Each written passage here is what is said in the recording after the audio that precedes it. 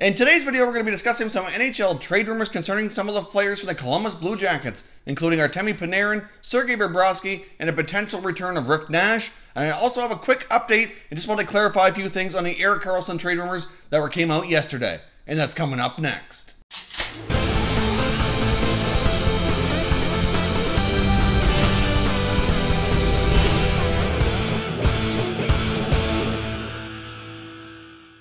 Hey everyone, and welcome back to another video here at Top Shelf Hockey. If you're new to the channel, thanks for stopping by. We review and discuss all 31 NHL teams, so if you're a huge hockey fan, consider subscribing and clicking the bell so you don't miss anything. So as I mentioned off the top, today we have some NHL trade rumors to discuss, mainly concerning on the Columbus Blue Jackets, and I just want to quickly clarify a few things on the Erik Karlsson rumors that came out yesterday. Obviously with Karlsson, everything kind of got started with a tweet from Elliotte Friedman, which I showed you on yesterday's video, indicating that he felt the Vancouver Canucks were kind of getting involved with the Erik Karlsson talks to see if there was a fit there.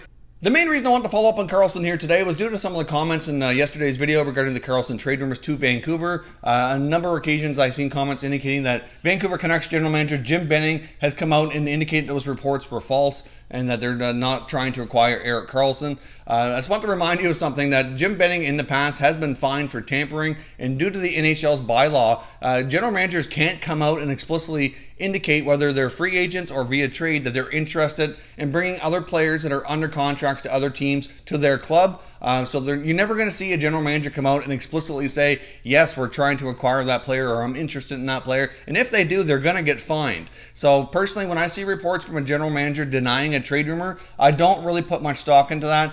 They're not going to come out and publicly indicate that they're trying to make a trade with another team for multiple reasons, but one of the bigger ones being that they're going to get nailed for a fine for tampering. So so when you see those reports for general managers denying trade rumors, I really wouldn't put much stock into it. How many times have we seen a general manager say, no, I'm not interested in trading this player, and then the next day or the next week, they're gone in a trade? I mean, we've seen it happen numerous times, so just want to remind everybody to take that with a grain of salt. Obviously, some of the speculation that comes through trade rumors, some of it's true, some of it's not true. It's just fun to discuss, but I just wouldn't put a lot of stock into what you hear from comments from general managers when reports like that surface. Obviously, there's more teams than the Vancouver Canucks in the mix, and really, in my opinion, it doesn't really make a lot of sense for the Canucks to make this kind of move. However, they could be involved as a third party in some capacity. As we know, the Ottawa Senators had attempted before to attach Bobby Ryan's contract to any Karlsson trade, and perhaps the Canucks could be involved in another capacity where they do have cap space to maybe be a third team to help facilitate a trade. I would really hope the Vancouver Canucks wouldn't risk losing a bunch of their young prospects or high first-round draft picks in order to land this player. To me, it doesn't really make a lot of sense with where they're at with their team. And Erik Karlsson does have a modified no trade, so obviously he does have to be willing to go there to a degree. I'm not sure which teams are on his list. Nobody really knows that for sure. Plus, he's going to have to agree to an extension, which most teams are going to want and not really want to acquire him as a rental and give up some good young assets.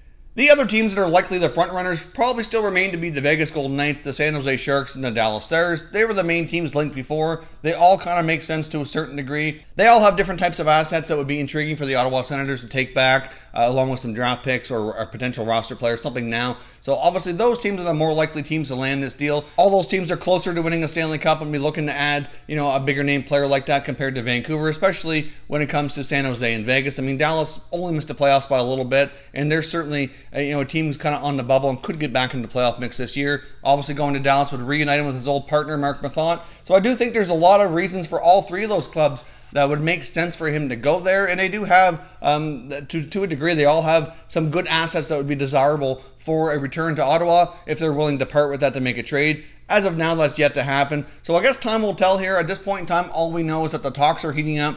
The most likely preferred destination for Ottawa to trade him, if they were to do so, would be to trade him west, which only makes sense. And the most likely landing spot, like I said, would be one of those three teams. Could the Canucks be involved? It is possible, but more than likely, if it were to happen, it's going to be a three-way deal, and they're going to be able to facilitate some type of trade by taking on another contract or something as a third party. But that's about as far as it would go, in my opinion. However, I do find it interesting, though, with everything went down with Trevor Linden, Jim Benning. There's been a lot of speculation that maybe the direction of the team and the Aquilinis as the owners were kind of pushing for a win-now mode. So again, I just want to follow up based on yesterday's video and some of the comments just to clarify a few things and where my real thoughts are on that subject. Moving on to the Columbus Blue Jackets here, I came across an article from Aaron Portzline of The Athletic, who covers the Blue Jackets quite closely, indicating they could be a team with a lot of potential change this year. There's certainly a lot of questions up in the air in regards to forward Artemi Panarin, but his belief right now is that Panarin won't be traded before the start of the season. At this point in time, they're not really making any headway, at least that's known, on a new contract, but at the same time, he hasn't provided a list of teams that he'd want to go to on a trade. It's believed at some point, if it comes down to that it's looking like it's going to happen, that they likely would try to work something out with Panarin to see where his preference would be to go. There is still some belief that that the New York Rangers are a desirable location for Panarin, but that's really yet to be confirmed. And personally, I don't see the Rangers making a deal for Panarin right now. If they are interested in him and he's interested in them, which very well could be the case, I would say more than likely they would try to land him via free agency the following summer once he's up for contract, because why would they make a big deal now? He's not really going to get them any further this year. The Rangers are still going through a rebuild. He would greatly help accelerate that for sure, but to me that would make the more sense for the Rangers to make a deal through free agency next summer if they're going to acquire him. There was some speculation around Panarin as well, because apparently he bought a condo near Miami, but apparently other reports indicate that the Florida Panthers necessarily aren't a desirable spot for him, that's more just a vacation or getaway spot for him, and it's actually about an hour away from where they actually play. So we'll see. There's still a lot of things up in the air and unclear on Panarin, but Portzline believes that Panarin goes into the season with the Blue Jackets and likely won't be traded ahead of the start of the schedule here in October. But the other player he talked about that was very interesting was goaltender Sergei Bobrovsky, who's going into the final year of his contract. As we know with many of these NHL players, when they enter their final season, until an extension is reached, they tend to become a lot of speculation around that player, and a lot of uncertainty around if they're going to remain with that club long term. Now, as we know, Sergei Bobrovsky's been a tremendous goalie for the Blue Jackets, put up a lot of great regular season statistics.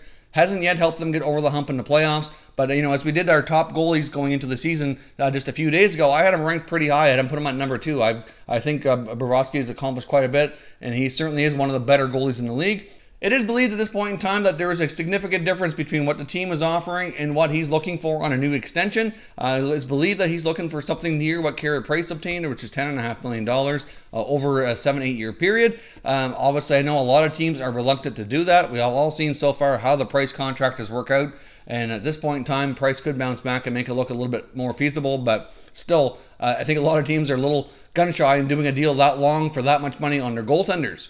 Although, considering the significant difference between the two parties, you can't help but wonder, depending on what kind of year Columbus is having, could this be the final year for Bobrovsky in Columbus? There certainly is a lot of question marks there. I'm not saying that he wants to leave, and I don't have any reports indicating he wants to, but at the same time, what players want to get paid, they want to get paid appropriately, and if they don't feel their existing team is offering a fair contract, regardless of it really, based on our opinions, if it is or not, at the end of the day, it's their opinion that matters most, and if they want to explore free agency, then that very well could happen, and teams are going to be more reluctant than ever to not trade their players so they don't end up like the Islanders with Tavares. Obviously he was the biggest free agent to change teams in quite some time, and teams are not going to want to risk that after seeing that go down here this summer. So could Sergei Bobrovsky potentially be a guy who's looked upon maybe near the deadline or throughout the season to be traded if contract talks are miles and miles apart and things aren't looking good, especially if the Blue Jackets get off to a slow start. I haven't started my season preview videos yet, but the Blue Jackets are certainly a team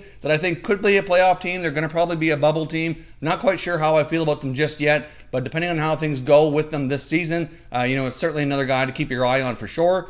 Lastly here, I want to touch quickly on Rick Nash. Now, as we know, Rick Nash is yet to sign a contract. He's yet to really explicitly say he wants to play or not, but apparently it has been reported that he has had meetings. I believe it was with John Davidson of the Blue Jackets, just for them expressing their interest to bring him back to the Blue Jackets organization.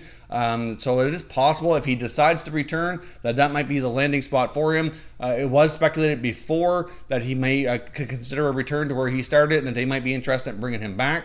So now these reports indicate that there has been some meetings, but at this point in time, Nash has not really made a firm decision if he's going to retire or if he's going to play. But at this point, we're getting close to the training camp season here. We're only a few weeks away from that. So if we don't get a decision soon from Nash, that opportunity may not be available any longer. I guess it could always be a potential, return later in the season, kind of like we saw with Mike Fisher last year in Nashville. hard to say, but at this point in time, it's not clear what Nash's intentions are. I think he's having a difficult time making a longer-term decision here, so he's likely going to take some more time. But apparently the Jackets have reached out to him and are interested in bringing him back should he decide he wants to play. Now, before we wrap things up here, one other quick note, not trade rumor related, but just a quick note here in Philadelphia Flyers center Sean Couturier.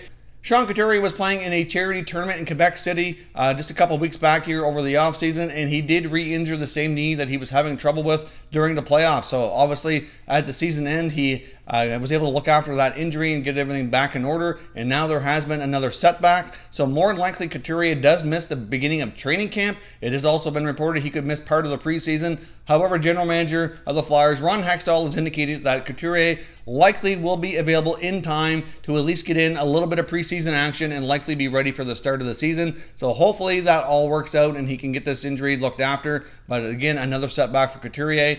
You can't help but wonder if he misses training camp and a lot of the preseason, if he's going to get off to a slow start. Obviously, we've seen players a lot when they miss training camp, how that it can impact their early season performance. So that could have a major impact on the Flyers. If they get out of the gate slow, certainly that could have a big impact on their season and their potential playoff hope.